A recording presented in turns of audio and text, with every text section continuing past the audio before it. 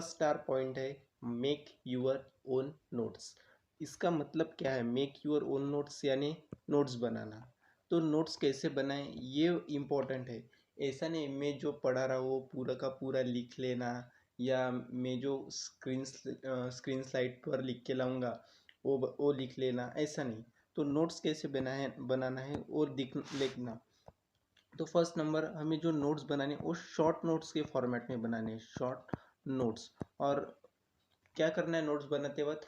जैसा इंग्लिश में लिखा है वैसे ही नहीं लिखना। तो क्या करना, अपने हिसाब से लिखना। अपने हिसाब से कैसे लिखेंगे? जैसे मैंने बताया कि फिशरीज में एक्वेरियम को 20, 30 और 40 पार्ट्स में डिवाइड करना है। तो ये बात मैंने इंग्लिश में लिखी बोली। सपोज मैंने aquarium is divided into 3 parts, that is 20, 30, 40। तो आप ऐसे नहीं लिखोगे कि aquarium is divided into 20, 30, 40 parts. आपको ऐसे निकला है सिर्फ एक्वेरियम 20, 30, 40। ये है शॉर्टकट, या यही है स्मार्ट स्टडी शॉर्टकट का ट्रिक। बाकी इससे ज़्यादा कुछ नहीं करना, डायरेक्टली शॉर्ट नोट्स बनाने हैं। और जैसे जैसे हिंदी में लिखना है, जैसे कि सपोज मैंने एक्वेरियम का साइज़ के बारे में बता दिया, शॉर्ट नोट्स के बारे में बता दिया। और बाकी जो रहता हम हिंदी में लिखना है। जैसे कि तुमको एक रिवर के बारे में जो टॉपिक रहता, गंगा रिवर पर 10 मार्क्स का क्वेश्चन आता, तो वो कैसे लिखना है पता है? गंगा रिवर में 10,000 फिशेस रहते हैं। मतलब इंग्लिश वाली हिंदी लिखना है, सीधे सीधे बात में बताया जाए तो इंग्लिश वाली हिंदी लिखना है। ऐसे करके आपको नोट्स बनाने हैं, और वो नोट्स शॉर्ट फॉर्म में होने चाहिए। शॉर्ट फॉर्म में नोट्स होने चाहिए, ये इम्पोर्टेंट है भाई। शॉर्ट फॉर्म में तुमने लिख लिया भारूड, तो उसमें कुछ नहीं रहेगा, फर्रे लिख लिए लंबे लंबे। ये कहीं बोर्ड का पेपर नहीं है कि इसमें लिखना है। तो ठीक है, बोर्ड के पेपर में लिख लेना भाई, तुम्हें जो आता है वो, लेकिन यहाँ शॉर्ट नोट्स के फॉर्मेट में लिखना है। ठीक है, हो गया फर्स्ट पॉइंट क्लियर ध्यान से? ओके। ये बुक में लिख लो भाई, छोटे से एक पेज ले लो, उसको स्टिक कर देना बाद में। ओके, आगे बढ़े। ठीक है, स्क्रीनशॉट ले लो भाई, स्क्रीनशॉट ले लो, बुक में मत लिखो, स्क्रीनशॉट ले लो। ओके, हो गया? ठीक है। सेकंड नंबर का स्टार पॉइंट है give specific time to the subject. Give specific time to the subject, इसका मतलब है जैसे हम फिजिक्स के बारे में देखते हैं। हमने फिजिक्स को 1 आवर दिया, हमने केमिस्ट्री को 1 आवर दिया, बायो को 1 आवर दिया। तो जो फिशरीज को कवर करने में हार्डली 30 मिनट्स लगते हैं। जिसको मैं एवरेज स्टूडेंट पकड़ के बोल रहा हूँ, फिशरीज को कवर करने में हार्डली 30 मिनट्स लगते हैं। तो स्पेसिफिक टाइम का मतलब जैसे हमने पार्टली डिवाइड कर दिया 1 आवर 1 आवर। तो फिशरीज को तुमको वीकली स्टडी करना है। कैसा करना है? वीकली। मतलब एक बार आ गए सैटरडे या संडे, मोस्टली आपकी संडे को टेस्ट रहती और सैटरडे को पढ़ाई करनी रहती, तो बीच में मतलब जैसे वेनसडे और थर्सडे, इसमें से कुछ भी चूज कर सकते हैं।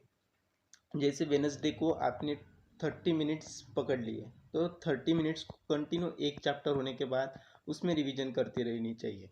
ऐसा है फिशरीज का कि एक स्पेसिफिक टाइम देना है फिशरीज को, इसलिए लिखा है यहाँ पे specific time to the subject. मतलब ऐसा नहीं तुम 2 महीने छोड़ देंगे और 2 महीने के बाद पढ़ेंगे, ऐसा नहीं होता। क्योंकि आपकी जो फिशरीज में क्या है, documentary data plus byheartation plus recitation plus explanation plus example. तो ये सब जो डाटा है तुमको, मतलब ऐसा रट के तो नहीं होगा तो, लेकिन आपको याद होना चाहिए। जैसे कि सिंपल सिंपल डाटा ऐड होने को होना। जैसे कि मेरी गारंटी है, मैं जो शॉर्ट नोट्स बना के दूंगा या हैंड रिटन दूंगा, उसमें सिंपल तरीके से डाटा और सिंपल लैंग्वेज में नोट्स बना के दूंगा। तो वही आपको प्रेफर करना है, ज़्यादा मतलब मटेरियल के पीछे मत भागना जो कॉलेज में देते हैं, या कुछ, या तो आप कॉलेज के जो नोट्स दिया है वो रेफर करो, या मेरे शॉर्ट नोट्स तो एकदम परफेक्ट बेस्ट है। ठीक है, सेकंड नंबर का पॉइंट आ गए समझ में? देख लो भाई, स्क्रीनशॉट ले लो, जिसको लिखना लिख लो।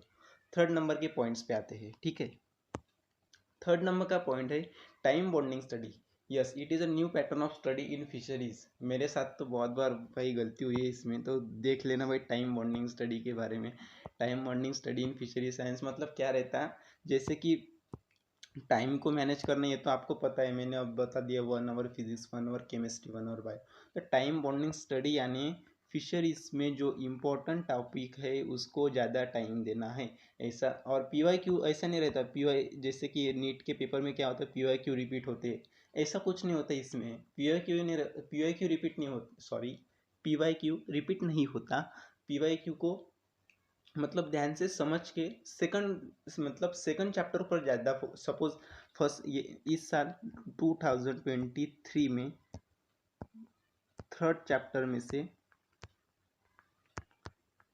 10 मार्क्स का क्वेश्चन आ गया, ठीक है, 10 मार्क्स का क्वेश्चन आ गया, तो चांस है 2024 में कौन से चैप्टर में से क्वेश्चन आएगा, फोर्थ चैप्टर में से।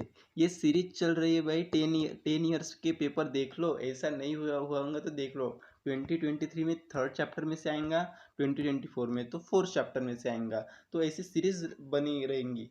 हाँ, मिस्टेक मतलब बाय मिस्टेक ऐसा हो सकता है, या आपका नसीब नहीं है तो इसी इसी को चैप्टर में से आ सकता है, मतलब थर्ड चैप्टर में से आ सकता है। तो ठीक है, इसके बारे में तो मैं बता दूंगा टाइम बॉन्डिंग स्टडी कैसे करना है। जो इम्पोर्टेंट टॉपिक्स है मैं उसकी इम्पोर्टेंट टॉपिक की लिस्ट बना दूंगा, इम्पोर्टेंट टॉपिक की लिस्ट बना के दूंगा। वही आपको टाइम बॉन्डिंग स्टडी मतलब 15 मिनट की गैप में रिवाइज करना है, जो इम्पोर्टेंट टॉपिक है जो आने वाले हैं पेपर में, वही वही। ठीक है, हो गया भाई, थर्ड पॉइंट क्लियर हो गया। चले आगे, स्क्रीनशॉट ले लो, जिनको लिखना है लिख लो, ठीक है, ओके।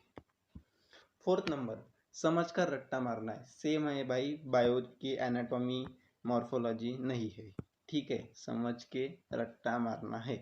तो देखो जैसे कि बायो में क्या करते हैं, बायो की एनाटॉमी लगी, एनाटॉमी इन फ्लावरिंग प्लांट्स और मॉर्फोलॉजी इन फ्लावरिंग प्लांट्स लगा, चल गए रट्टा बस में। तो इससे ऐसा कुछ नहीं करना है।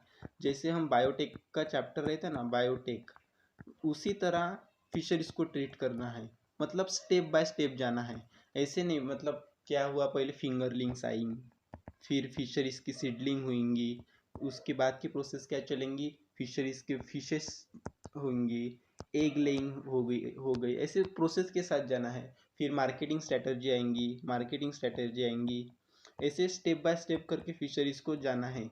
ऐसे मतलब जैसे हम बायोटेक में कैसा, मतलब डीएनए निकाला जाता है, उसको कटिंग की जाती है, फिर रिकॉम्बिनेंट बनाया जाता है, फिर उसमें टिश्यू कल्चर होता है, फिर मार्केटिंग स्ट्रेटजी, लास्ट में प्रोलिफरेशन होके मार्केटिंग स्ट्रेटजी बनाई जाती है। ऐसा ही सेम प्रोसेस यहाँ करना है, मतलब समझ कर और स्टेप वाइज, समझ कर से अच्छा बोलते स्टेप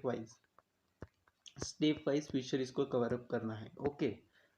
हो गया इतना पॉइंट। ये 4 नंबर का पॉइंट्स कुछ नहीं, आपको मतलब फिशरीज को स्टेप वाइज क्लियरली करना है, जो मैं बताऊंगा कि इसी पैटर्न में कैसे होगा, तो इसका टेंशन नहीं लेना। फोर्थ पॉइंट लिख लो भाई, जिनको लिखना है स्क्रीनशॉट ले लो। फिफ्थ नंबर के पॉइंट, फिफ्थ नंबर का स्टार पॉइंट है फिशरीज के एग्जाम्पल याद करना। ये भाई बहुत बहुत लोग डरते हैं और मतलब एग्जाम्पल जाते ही नहीं। मैंने ऐसे मेरे दोस्त है साथ में रहने वाले कि जिन्होंने एग्जाम्पल रटे ही नहीं ना, कोई उनको एक मतलब मोस्ट प्रोबेबली एग्जाम्पल सभी को याद रहते, रोहू, कातला, लेबियो रोहिता, ऐसे मोस्टली 6 to 10 एग्जाम्पल सबको याद रहते, 6 to 10 एग्जाम्पल। आपको क्या करना है, जो मोस्टली जाने माने मतलब जो बड़े बड़े नाम रहते, मतलब कैसा मैं बता, मतलब जो नेता लोग रहते ना बड़े बड़े जिनके नाम रहते, वैसे वैसे जो इम्पोर्टेंट नाम है, इम्पोर्टेंट एग्जाम्पल नेम्स, जो इम्पोर्टेंट एग्जाम्पल नेम्स है ना, वो मैं आपको बता दूंगा। तो वही आपको करके जाना है, ज़्यादा मतलब डीप में नहीं जाना उनके। फिर कॉमन नेम्स, स्पेसिफिक नेम, ऐसा कुछ करके नहीं जाना। मैं जो जितने एग्जांपल्स बताऊंगा मोर मोर देन सफिशिएंट है, वो बायो से भी इसी करके दूंगा, उसका भी ट्रिक बना के दूंगा एग्जाम्पल की, ओके, एग्जाम्पल की ट्रिक बना के दूंगा। मतलब इतने आसान कर दूंगा कि मतलब आपको फिशरीज मतलब इतना इजी लगेगा कि डर तो छोड़ो यार। मतलब आप पेपर के 2 दिन पहले भी पढ़ के जाएंगे, एग्जाम्पल एग्जाम्पल रीड करके जाएंगे, तब भी हो जाएगा, इतनी गारंटी है मेरी। तो ठीक है, मैं फिशरीज की ट्रिक वाइज एग्जाम्पल बता दूंगा, उसका टेंशन नहीं लेना आपको। तो 5th नंबर का स्टार पॉइंट भी आपका क्लियर हो गया है। ठीक है, तो आइए नेक्स्ट पॉइंट पर जाते हैं। रैंडम टॉपिक पढ़ के चैप्टर कवर करना है। अब इसके बारे में बहुत बच्चे लोग भाई मतलब कमेंट में बता देंगे कि नहीं यार भाई कुछ भी बता रहे हैं, कुछ भी ऐसा नहीं होता, रैंडम टॉपिक पढ़ के थोड़ी चैप्टर क्लियर कर जाते हैं। हम तो फिर बेसिक कैसे करेंगे, कंसेप्ट कैसे करेंगे भाई। सीधा सीधा है, तुमको इस चैप्टर में ना कोई पीएचडी करना है, ना कोई मतलब उस मतलब फिशरीज का तुम्हें कुछ काम में नहीं है, ना बायो में काम आता, ना केम में काम आता, ना फिजिक्स में काम आता। सीधा सीधी बात है, तुमको फिशरीज में मार्क्स देना है। मुद्दे की बात क्या है, फिशरीज को मार्क्स से मतलब है, बाकी हमको कुछ कवर मतलब क्या करना है आपको, पीएचडी थोड़ी करना है कि फिशरीज में हमको पीएचडी करना है, ऐसा कुछ नहीं है ना। तो रैंडम टॉपिक मतलब मैं क्या करूँगा, जो इम्पोर्टेंट टॉपिक्स है वो पहले कवर कर दूंगा। जैसे गंगा रिवर हो गया, गंगा रिवर पर क्वेश्चन आता ही आता है। एक्वेरियम पर क्वेश्चन आता है। डिसीजेस पर क्वेश्चन आता है। जो ऐसे मतलब डिसीज तो पक्का है, मतलब 10 मार्क्स और पकड़ लो। और वैसे अगर 5 मार्क्स वाले और 3 मार्क्स वाले क्वेश्चन पकड़ ले, और वो दोनों पकड़ के 10 मार्क्स का क्वेश्चन डिसीज पर आता ही आता है। और नहीं तो गंगा रिवर पर 10 मार्क्स का एक क्वेश्चन फिक्स है, मतलब फिक्स है। तो ऐसे क्या करना है, जो इम्पोर्टेंट टॉपिक है मैं वो बता दूंगा। और रैंडम टॉपिक कवर अप करते करते करते हम कल्टीवेशन, फिर मतलब सेलिंग, कॉस्ट प्राइसिंग कैसे निकालना है, फार्मूलेशन कैसे, फार्मूला पर क्वेश्चन आता है भाई। 1 मार्क्स का क्वेश्चन आता ही आता है, एक फार्मूला आता है पूरा बुक्स में से, वो मैं आपको सब बता दूंगा कैसे करना है। तो रैंडम टॉपिक पढ़ के मतलब होश मत, मतलब तुम ऐसा ऐसा मत हो जाना कि नहीं भाई कुछ कुछ भी बता रहे, रैंडम टॉपिक कैसे कैसे करना है, क्या होगा, ऐसा नहीं। मैं जो स्टेप वाइज वीडियो लेक्चर देख लेना और प्लेलिस्ट देख लेना, तो उसके हिसाब से चलते जाना, ऑटोमेटिकली सब क्लियर हो जाएगा। ठीक है, 6 नंबर का पॉइंट क्लियर हो गया है। स्क्रीनशॉट ले लो भाई, बुक में लिखना है तो बुक में लिखना। ओके, हो गया। नेक्स्ट पॉइंट 7 नंबर का है, रेगुलरली और टाइम टेबल वाइज फिशरीज को रिवाइज करना है। ये तो इम्पोर्टेंट है भाई, क्योंकि मैंने भी किया था, आपको भी सजेशन दूंगा कि टाइम टेबल वाइज फिशरीज को रिवाइज करना है। सीधी सीधी बात है, क्योंकि अगर आपने टाइम टेबल वाइज नहीं किया और आपने फिशरीज का अरेंजमेंट नहीं किया तो बाद में बहुत पछतावा होगा रे भाई। पेपर के 5 दिन की गैप रहती, 5 दिन के एक पेपर के बीच में गैप रहती, और इतना बड़ा चैप्टर रहता कि तुम चैप्टर समझना ही डिफिकल्ट हो जाता उन स्टेज में।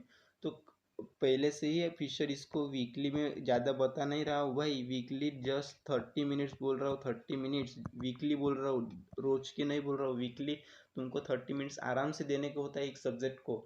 जैसे कि आपको फिशरीज को वीकली टाइम देना देना है।